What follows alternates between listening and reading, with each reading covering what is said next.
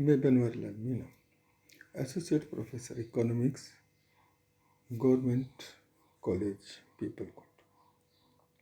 बच्चों, हम BA second year macro economics का आज महत्वपूर्ण टॉपिक मुद्रास्फीति, जिसको हम इंग्लिश में इन्फ्लेशन कहते हैं, के ऊपर चर्चा करना चाहेंगे कि मुद्रास्फीति किसे कहते हैं, इसके टाइप्स क्या हैं।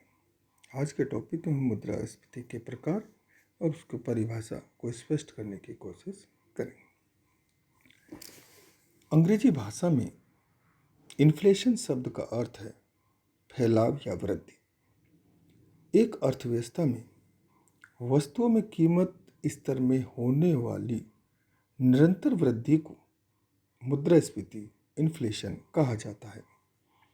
मुद्रास्फीति का शाब्दिक अर्थ मुद्रा के मूल्य में कमी होना है, अर्थात मुद्रा की क्रय शक्ति में कमी आने को ही मुद्रास्फीति कहा जाता है।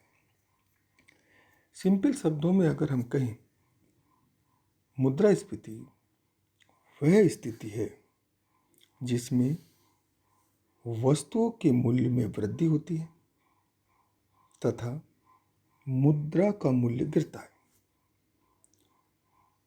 जब देश में वस्तु और सेवाओं के उत्पादन की तुलना में मुद्रा के प्रचलन में अपेक्षाकृत तीव्र वृद्धि होती है तो मुद्रास्फीति और अधिक हो जाती है। मुद्रास्फीति के संबंध में वर्ष 2009 में आर्थिक मामलों संबंधी मंत्रिमंडलीय समिति द्वारा मुद्रास्फीति को निम्नलिखित आधारों पर परिभाषित किया गया। वो निम्नलिखित आधार हैं: एक महीने में वस्तु एवं सेवाओं के औसत मूल्य में होने वाली लगातार वृद्धि। दूसरा, लगातार एक महीने में मुद्रा के क्रय शक्ति में औसत गिरावट। यदि दोनों स्थितियां एक साथ पाई जाती हैं तो उसे मुद्रास्फीति कहा जाता है। अब हम मुद्रास्फीति के प्रकार, टाइप ऑफ इन्फ्लेशन की चर्चा करना चाहेंगे।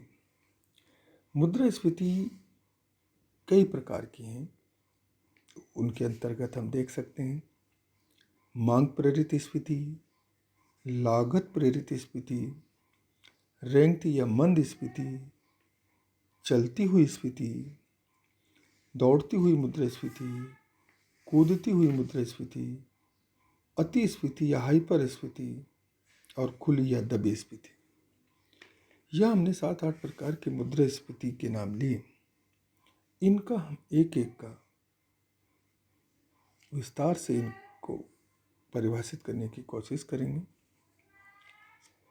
पहली हमारी मांग प्रेरित स्फीति, जिसको हम डिमांड पुल इन्फ्लेशन भी कहते हैं। मांग प्रेरित स्फीति उस समय उत्पन्न होती है जब चालू कीमतों पर वस्तुओं तथा सेवाओं के लिए कुल मांग इसकी कुल आपूर्ति की तुलना में अधिक हो जाती है, अर्थात जब मुद्रा की आपूर्ति में वृद्धि के साथ साथ उत्पादन में वृद्धि उस अनुपात में नहीं होती, ऐसी स्थिति को मांग प्रेरित स्फीति कहते हैं। मांग प्रेरित स्फीति के अंतर्गत मांग अधिक होती है परंतु आपूर्ति कम होती है। आपूर्ति कम का परिणाम होता है कि कीमतों में वृद्धि होती है। कीमत में वृद्धि का परिणाम होता है कि मुद्रा की क्रय शक्ति में कमी होती है और यही कारण है कि मुद्रास्फीति की स्थिति उत्पन्न होती है, अर्थात हाई डिमांड होने के कारण लो सप्लाई के कारण प्राइस का राइज होना, प्राइस राइज होने के कारण decreasing in purchasing power of currency and that inflation. इस प्रकार ये मांग प्रेरित स्फीति की स्थिति उत्पन्न होती है। दूसरा जो टाइप है वो है लागत प्रेरित स्फीति। इस प्रकार लागत प्रेरित, जिसको हम इंग्लिश में कॉस्ट पुश इन्फ्लेशन कहते हैं। लागत प्रेरित स्फीति उस स्थिति का द्योतक है जब लागत में वृद्धि हो जाने के परिणाम स्वरूप कीमतों में वृद्धि होने लगती है। मजदूरी प्रेरित और लाभ प्रेरित कारकों के कारण जब कीमतों में वृद्धि होती है तो उससे लागत जन स्फीति उत्पन्न होती है। इस प्रकार की स्थिति में श्रम की उत्पादकता की अपेक्षा मजदूरी अधिक तीव्रता से बढ़ने लगती है। वस्तु और सेवाओं की लागत में वृद्धि के कारण उत्पादन में कमी होती है। उत्पादन में कमी का असर आपूर्ति में कमी होना और आपूर्ति में कमी होने का इफेक्ट होता है मांग अधिक होना, और मांग अधिक होने के कारण कीमतों में वृद्धि होती है, और कीमतों में वृद्धि होने के कारण मुद्रा की क्रय शक्ति में कमी होती है और मुद्रास्फीति की स्थिति उत्पन्न होती है। इंग्लिश में हम इसको देख सकते हैं, कॉस्ट इंक्रीज होती है। कॉस्ट इंक्रीज के कारण लो प्रोडक्शन होता है। लो प्रोडक्शन का इफेक्ट लो सप्लाई होगी। लो सप्लाई का इफेक्ट हाई डिमांड होगी, और हाई डिमांड के इफेक्ट के कारण हम देखते हैं कि जो प्राइस है वो राइज होगी, और उसका असर होगा decrease in purchasing power of currency, और इस परिणाम स्वरूप इन्फ्लेशन उत्पन्न होती है। तीसरे प्रकार की जो स्फीति है उसको हम कहते हैं रेंगती या मंदस्फीति। तीसरे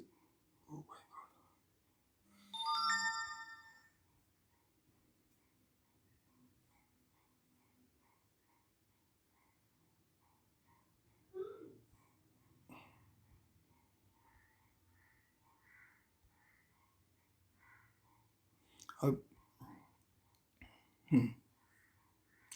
तीसरे प्रकार की जो हम स्फीति देखते हैं उसका नाम है रेंगती या मंदस्फीति।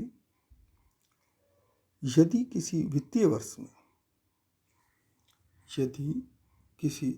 वर्ष में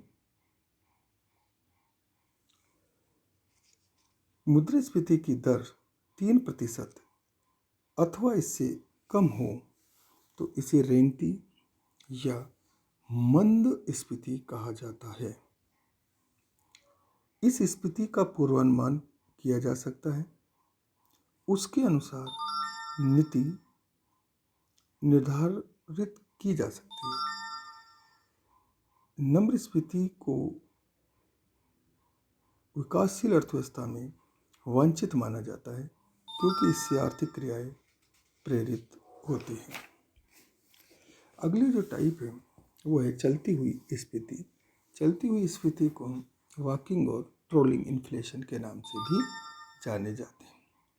मुद्रास्फीति की दर यदि 10% से अधिक और अधिकतम 20% तक हो जाए तथा वार्षिक इन्फ्लेशन की दर इकाई अंक में होती है, ऐसी स्थिति में जब कीमतों में वृद्धि की दर 3% से 6% प्रति वर्ष के बीच अर्थात 10% से कम हो तो उसे हम चलती हुई स्फीति कहते हैं। अगला जो प्रकार है मुद्रास्फीति का वो है रनिंग इन्फ्लेशन यानी दौड़ती हुई मुद्रास्फीति। बढ़ती हुई कीमतों की दर में तीव्र वृद्धि को दौड़ती हुई मुद्रास्फीति कहा जाता है, अर्थात जब मुद्रास्फीति की दर 10 से 20% के मध्य होती है तो उसे हम दौड़ती हुई मुद्रास्फीति कहते हैं। इस स्थिति में सरकार द्वारा सशक्त मौद्रिक एवं राजकोषीय नियंत्रण के उपाय किए जाने की आवश्यकता होती है, अन्यथा यह अवस्था अति मुद्रास्फीति के लिए मार्ग प्रशस्त करती है। तो यहाँ सरकार के लिए एक बहुत ही बड़ी सोचने की स्थिति उत्पन्न हो जाती है। अन्य जो प्रकार है मुद्रास्फीति का कूदती हुई यानी ओवर इन्फ्लेशन।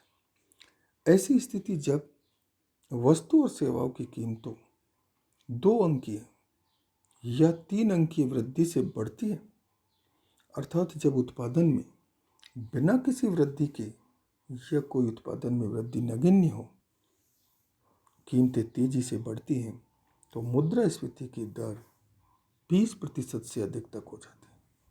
इसे कूदती हुई मुद्रास्फीति कहते हैं। इस स्थिति में स्फीति की वार्षिक वृद्धि दर अत्यंत तीव्र और उच्च होती है। यह देश के लिए बहुत हानिकारक होता है। सातवां जो प्रकार है मुद्रास्फीति का, अतिस्फीति या हाइपरस्फीति। जब स्फीति की दर 3 अंकों से भी अधिक हो जाए तो उसे अतिस्फीति कहते हैं। हाइपरस्फीति की चर्चा सर्वप्रथम फिलिप केंगन ने की। हाइपरस्फीति की स्थिति में पेपर मुद्रा यानी पेपर करेंसी व्यर्थ हो जाती है, अर्थात मुद्रा से लोगों का विश्वास उड़ जाता है। विश्व के आर्थिक इतिहास में नवंबर 1923 में अतिस्फीति की दृष्टि से सबसे खराब अवधि थी, जब जनवरी 1922 से नवंबर 23 के मध्य जर्मनी में मूल्य निर्देशांक 1 से बढ़कर करोड़ हो गया था।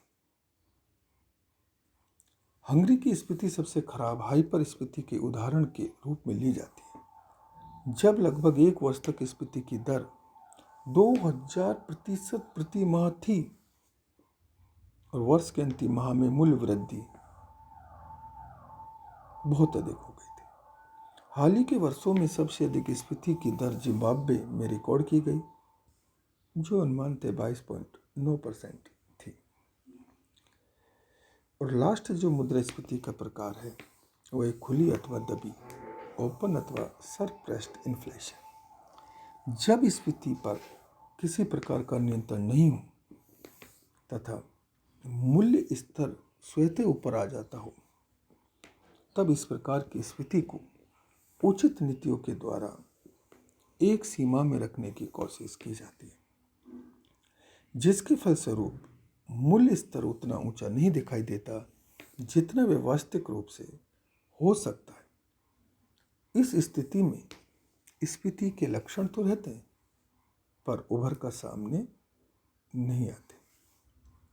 इस प्रकार आज हमने देखा कि मुद्रास्फीति किसे कहते हैं और उसके प्रकार क्या हैं। तो सामान्य शब्दों में हमने मुद्रास्फीति को परिभाषित किया कि मुद्रास्फीति वह स्थिति है जिसमें वस्तुओं के मूल्य में वृद्धि होती है और मुद्रा का मूल्य गिरता है।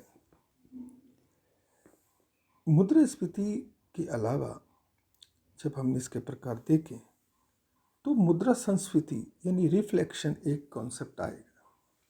मुद्रा संस्फीति एक प्रकार से नियंत्रित मुद्रास्फीति होती है, जब कभी मुद्रा अवस्थिति की मात्रा इतनी अधिक हो जाती है कि वस्तुओं की कीमतें बहुत नीचे गिर जाती है, तो सरकार कीमतों को फिर से सामान्य स्तर पर लाने के लिए मुद्रा का अधिक मात्रा में निर्गमन करने लगती है, जिसे मुद्रा संस्फीति की अवस्था कहते हैं।